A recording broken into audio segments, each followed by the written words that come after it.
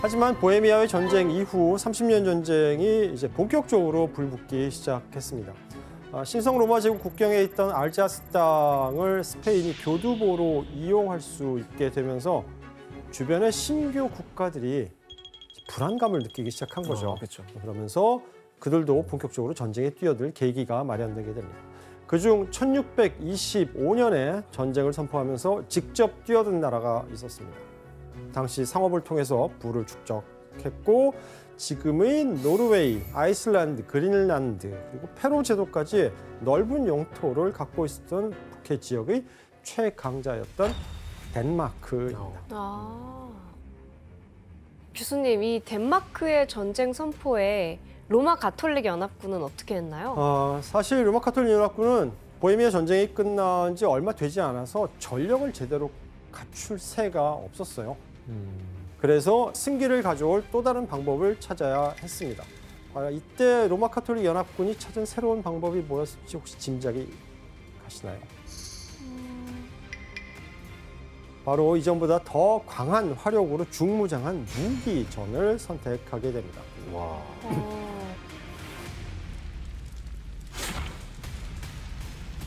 자, 그렇다면 로마 가톨릭 연합군의 무기전을 이끈 인물은 누구일지. 바로 보헤미아의 공작이었던 알브레히트 폰 발렌슈타인. 발렌슈타인은 군 지휘관으로서는 탁월한 인물이었던 것 같아요. 발렌슈타인. 그는 먼저 로마 가톨릭 연합군의 전력을 보충할 무기전에 대비하기 위해서 보헤미아 신교 귀족들이 내놓고 이제 쫓겨난 땅들이 있잖아요. 이 땅들을 헐값에 사들이게 됩니다. 여기서 문제를 내드리겠습니다.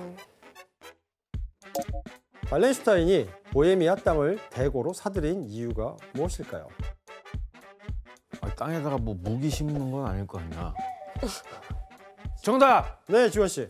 대포의 화력 평가. 내 빵 쐈을 때 어느 정도 터지나 뭐 핵실험처럼. 사격장? 예. 비키니 섬처럼? 예? 비키니 섬이 있어요? 아니, 우리 배웠잖아요. 뭐 배웠어요? 비키니 섬이라고 있습니다. 우리 배운 적 있어요. 지원 씨 오답입니다. 뭐야? 모르겠습니다. 오늘 왜 전투 의지 없네요? 그냥 포기하셨나요? 네, 모르겠어요. 땅을 샀다고? 돈도 없으면서? 지금 돈도 없는데라고 말씀하셨죠? 네. 정답. 네, 규현 씨. 저기서 이제 뭐 짜내야죠. 세금을 걷어들이거나 헌금을 걷어들여서 자금 확보를 위해. 규현 씨 정답입니다. 네. 발렌슈타인이 이렇게 땅을 헐값에 사들인 이유는 땅을 사면 거기 뭐가 따라올까요? 그 땅에 거주하는 자원 뭐 그쵸? 사람들, 주민들이죠. 세금. 결국 세금을 걷어들일 세수원이 확보된다라는 바로 그 세수를 갖고 뭘 준비했느냐? 무기전을 준비했던 것입니다. 발렌슈타인은 이곳에서 군세라는 이름으로 세금을 걷어서 군수 공장을 세워서 이걸 굴리기 시작합니다. 이렇게 세운 군수 공장에서 전쟁에 필요한 무기, 화약, 탄약과 같은 이제 군수품을 제작했던 것입니다. 요즘 역사가들이 뭐라고 평가하냐면 군산 복합제의 표시가 바로 이 발렌슈타인 아니었냐 이런 얘기를 많이 합니다. 이렇게 무기 보급에 만반의 준비를 갖춘 로마 가톨릭 연합군을 상대로 덴마크 군은 과연 잘 싸울 수 있었을까요? 못했겠죠. 어려웠어요. 덴마크군은 거의 4년 동안 전쟁을 치렀는데 로마 가톨릭 측의 연합군의 체계적인 이 무기 보급에 당해내지 못하고 결국 패배하게 됩니다. 결국 이 무기전은 로마 가톨릭의 승리로 일단락되게 됩니다. 와. 그러면 교수님 어떻게 보면은 이게 지금 로마 가톨릭 연합군을 지금 연승하고 있는 거잖아요. 네, 맞습니다. 그런데 이때 로마 가톨릭 연합군에 대항해서 30년 전쟁에 뛰어든 한 나라가 등장하게 됩니다. 센 나라가 딱 들어오고. 영국이. 센 나라입니다. 덴마크의 뒤를 이은 발트해의 또 다른 강자. 발트해? 바로 스웨덴입니다. 스웨덴. 이때 스웨덴 군을 이끌던 인물이 있었는데 당시 36살이었던 스웨덴의 젊은 국왕 구스타브 2세입니다. 기자님 이분 뭐 어떤 분이에요? 이 북방의 사자왕이라는 별명이 있습니다. 사자왕. 그러니까 그렇게 불릴 정도로 용맹하고 그다음에 뛰어난 전술 전략가인데 왕인데도 전쟁에 나가서 가장 앞에 섰어요. 이 구스타프 2세가 왕이 되었을 때 비로소 스웨덴이 강국의 반열에 오릅니다. 그래서 스웨덴의 왕 구스타프 2세는 신교 연합군을 결성해서 1630년 이 전쟁에 과감하게 뛰어들게 됩니다. 이제 저 구스타프 2세의 등장으로 신교 연합군이 조금 형체를 갖출 것 같은 느낌이 들어요. 네, 맞습니다. 자, 스웨덴을 필두로 뭉치게 된 신교 연합군과 로마 카톨릭 연합군의 전력이 어느 정도 차이가 있었는지 한번 확인해 보겠습니다. 카톨릭 연합군 왜 이렇게 늘었어? 그러게요. 늘었네요. 자, 당시 로마 카톨릭 연합군은 어느 때보다 많은 병력인 14만여 명, 내지는 많게는 15만 명으로 전쟁에 나섰습니다.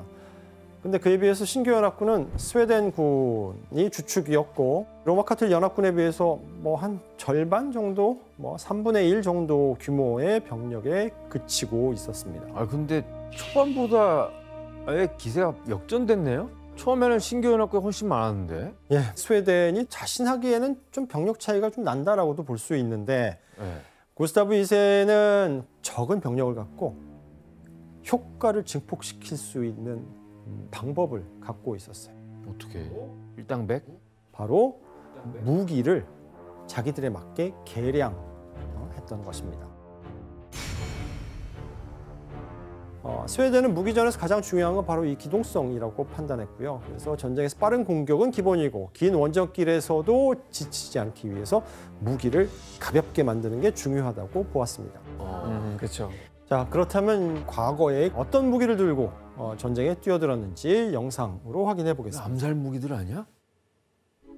바로 머스킷이라고 하는 총입니다. 머스킷총?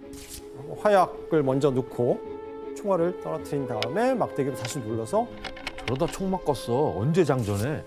미스터 산천에도 나오잖아요. 그래요? 심지에 불을 붙여서 발사시키는 총입니다.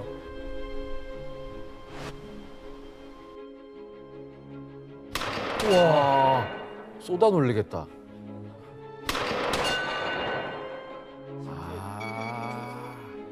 무섭다, 총이. 네, 총 길이만 한 1m 80, 180cm고요. 180cm요? 진짜 길다. 이렇다 보니까 무게가 7kg 내지 10kg에 달할 정도로 무거워서 그냥 들고는 사실 쉽게 사용하지 못하는, 받침대에 지지해서 써야 되는 그러한 불편함이 있었던 총이었습니다. 소형 대포네요. 하지만 구스타프 2세는 이 머스킷을 개량해서 이동성을 높이게 됩니다. 즉 총 길이를 118cm 정도로 줄이고 무게는 한 5에서 6kg 정도 사이로 축소시켜서 총기의 60 내지 70%를 이 가벼워진 머스킷, 신형 개량 머스킷으로 바꾸어 버립니다. 전투력이 세졌겠어요. 다니엘 씨, 당시 그 머스킷 총에 대한 반응이 어땠어요? 사실 일단 비싸요. 비싼데 그 당시 총병들은 입대했을 때 자기 총을 구입해야 들어갈 수 있었는데 그 정도 총을 가지고 있다면 일단 돈 좀 있다. 있구나라고 생각할 수 있었던 그런 부분이었는데 또 하나는 이렇게 총이 비싸서 일단 월급이 기본적으로 더 많았다는 뜻이죠. 그래서 그 당시에는 머스킷 들고 술집 들어간다 그러면은 대스타였어요. 네. 그러니까 뭐 지금으로 치면 좋은 차 끌고 다 들어가는 그런 느낌이구나. 네, 그런 느낌이었죠. 게다가 당시에는 말을 타고 전장에서 싸우는 기병들이 있었는데 이 기병들은 머스킷에 단점을 보완한 총을 사용하고는 했습니다. 바로 휠락 피스톨이라고 하는 총인데 어떤 총인지 보겠습니다. 이게 훨씬 편할 것 같아요. 머스킷은 심지에 불을 붙여서 사용해야 되는 반면 휠락 피스톨은 방아쇠를 당기면 태엽이 돌아가면서 총기 안에 해머하고 마찰이 일어나요. 야, 머리 조심해라. 머리카락 탄다. 라이터에 부싯돌로 불 붙이는 거하고 이제 비슷하다라고 생각하시면 되겠고요. 라이터. 그래서 화약에 불이 붙어서 발사되는 그런 시스템입니다. 기병들에게는 머스킷보다 작동 방식이 훨씬 편해진 거는 사실이지만 가격이 얼마나 됐을까요, 이거? 엄청 비쌌을 거예요. 그렇죠. 사실 귀족이라고 해도 아무나 가질 수는 없는 그런 무기였습니다. 전해지는 얘기에 따르면 당시 휠라 피스톨 한 4-5정이면 집 한 채를 살 수 있을 와. 정도였다고 하니까 이럼에도 불구하고 휠라 피스톨은 고장 때문에 불발되는 일이 잦았습니다. 자, 불발되면 군인들은 이 무기를 어떻게 활용했을까요? 몽둥이. 그렇지. 몽둥이로 사용한다. 규현 씨 정답입니다. 아니 그걸 너무 쉬워요. 뭘로 써요 그럼 그거를? 그걸 뭘 써 뭐? 네. 그치. 한번 볼까요? 아예 만들었네. 그렇죠. 총구가 아닌 손잡이 부분 보이시죠? 아.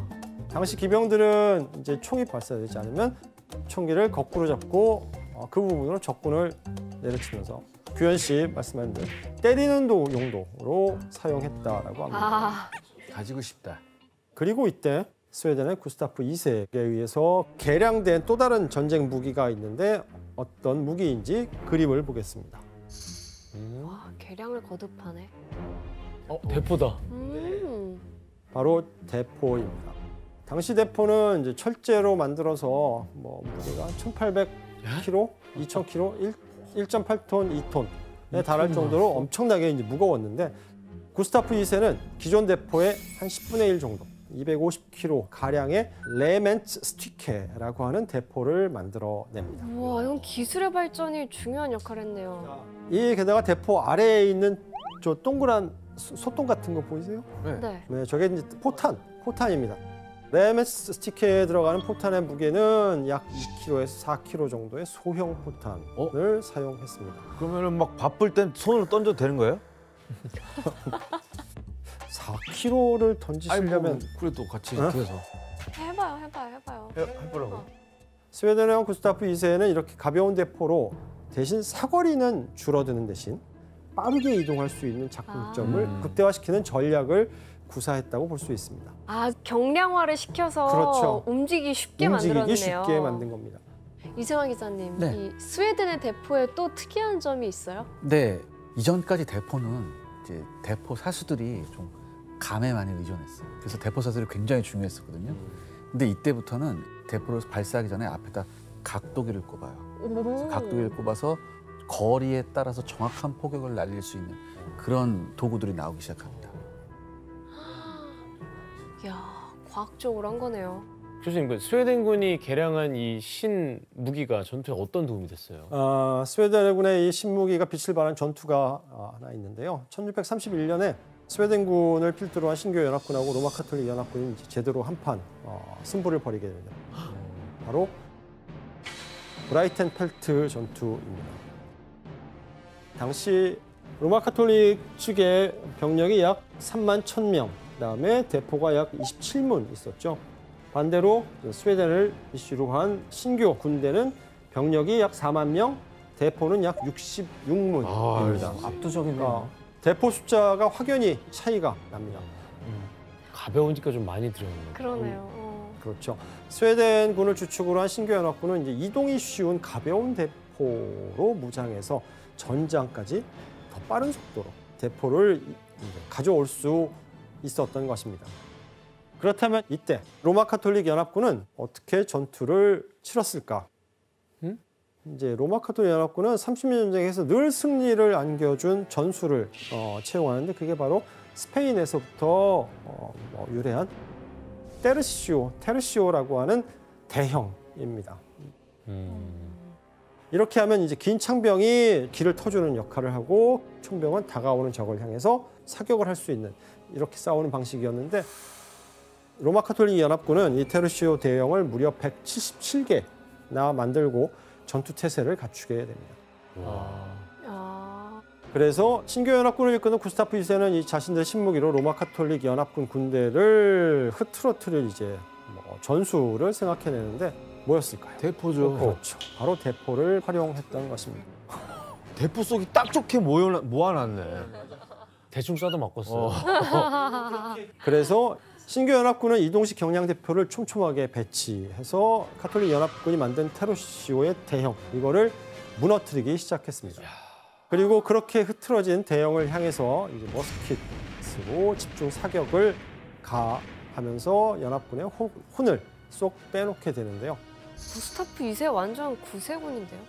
근데 이세한 기자님, 이 네. 브라이튼펠트 전투에서 승리를 안긴 전술도 있다면서요? 네, 이게 보통 이제 3열 집중 사격인데 이때 당시에는 보편적인 게 1열로 썼어요. 1열로 써서 쭉 쏘고 이제 빠지고 그랬었거든요. 그렇죠. 이제 스웨덴군은 이걸 바꿨죠. 같이 쏘네요. 예, 3열로 썼습니다. 이렇게 3열로 해서 이거를 순차적으로 쏘는 게 아니라 일제 사격을 하는 거예요. 그러니까 이렇게 일제 사격을 하면 효과가 훨씬 컸거든요. 그다음에 이것뿐만 아니라 이렇게 적 대열이 완전히 와해됐다 하면 이때 누가 출동하느냐? 기병이 출동합니다. 기병이 이제 칼을 뽑아들고 마무리 예. 확인 사살 들어가는 거. 한마디로 동시에 총 공격하는 이런 시스템이 이제 완성됐는데 이때 30년 전쟁에서 이 스웨덴의 전술이 근대전의 시작이다 이렇게 보는 시각도 있습니다. 그렇다면 이 신무기의 무서운 위력을 보여준 브라이튼펠트 전투에서 사상자는 어떻게 기록되었을지 다시 한번 전력표를 보시겠습니다. 근데 어마어마한 사상력을 내는 전술이야. 이제 사상자 수가 추가됐는데요. 무기와 전술의 차이가 얼마나 큰지를 실감할 수 있는데 3배 이상. 거의 3배 가까이 벌어진 모습입니다. 게다가 사상자 중에 약 80%는 사망하거나 중상을 당한 것으로 알려져 있습니다. 결국 신무기 도입이 더 많은 파괴력과 살상력을 가능하게 했다라고도 볼 수 있고요. 현대전의 근간이 된 무기전이 바로 이 시기, 30년 전쟁 때 일어나서 세계대전급의 피해를 낳는 데 일조했다라고 볼 수 있습니다. 무기전이 되면서 전쟁이 더 참혹해진 거네요. 그렇죠. 결국 신무기로 협공한 이 신교연합군의 대승리로 이 전투가 끝이 나게 됩니다. 와. 하지만 이제 신교연합군이 승리를 거뒀음에도 불구하고 30년 전쟁은 전혀 끝날 기미가 보이지 않습니다. 오히려 시간이 갈수록 점점 더 로마 카톨릭 연합군이 다시 전쟁의 우위를 점하는 그런 현상이 두드러지는데요. 왜 그랬을까요? 구스타프 2세? 네, 맞습니다. 문제는 구스타프 2세입니다. 한때 신교의 해방자로 불리면서 신교연합군, 신교 세력에게 희망을 안겨주었던 스웨덴의 구스타프 2세가 1632년에 전사하게 됩니다. 아유 너무 선봉에서 하시다가. 네. 신교연합군을 일으켰던 스웨덴군이 이렇게 왕의 전사로 주춤하게 되자 30년 전쟁의 추가 급격히 로마 카톨릭 측으로 기울어졌습니다.